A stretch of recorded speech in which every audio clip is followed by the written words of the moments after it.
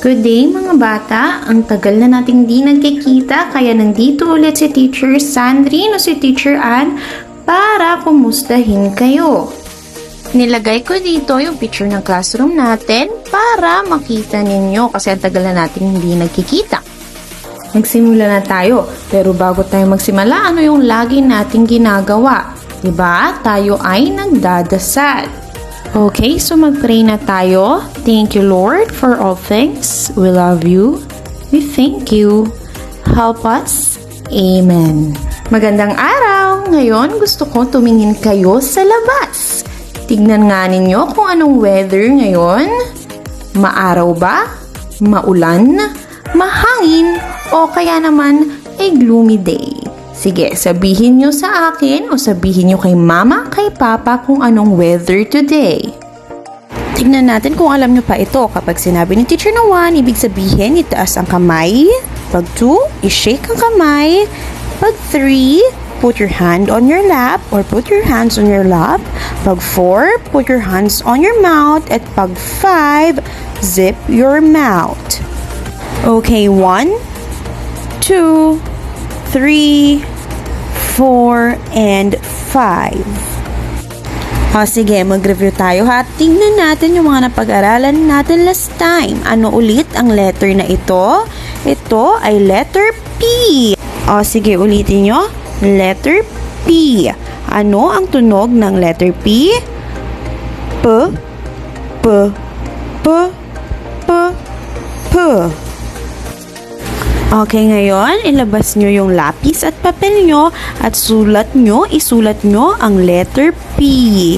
Picturean nyo isend nyo kay teacher. Ngayong araw, may bagong letter tayong pag-aaralan. Ang letter na ito ay ang letter K. Sabay-sabay, sabihin natin, letter K. Nakikita nyo ba yung mga nasa picture? K as in kamatis, K as in kalabasa, K as in kamote, at K as in kandila. Ang tunog ng letter K ay K, K, K, K, K. Ano ang beginning sound ng kamatis? K, K, K, K, K. Ano ang beginning sound ng kalabasa? K, K, K, K, K. Ano ang beginning sound ng kamote? K, K, K, K, K. Ano ang beginning sound ng kandila? K, K, K, K, K. Okay, good. Ngayon, ilabas nyo ulit ang inyong papel at isulat ang letter K. Tignan nga natin kung letter K ba ito. Oo o hindi. Paano naman ito? Oo o hindi. Ito at ito. Ang tunog ba ng kamatis ay K? Oo o hindi? Oo. K, K, K. Paano naman ang itlog? Ang tunog niya ba ay K? Tingnan natin. Hindi. Kasi ang tunog niya kapag sa Filipino ay I. Paano naman ang kamote? Ang tunog niya ba ay K? Oo, ang tunog niya ay K, K, K. Tama. Tingnan natin ito. Pato. Ang tunog niya ba ay K? Hindi, kasi ang tunog niya ay P, P, P. Paano naman ang kalabasa? Ang tunog niya ba ay K? Tignan natin. Oo, ang tunog niya ay K, K, K, K. Blending time na tayo.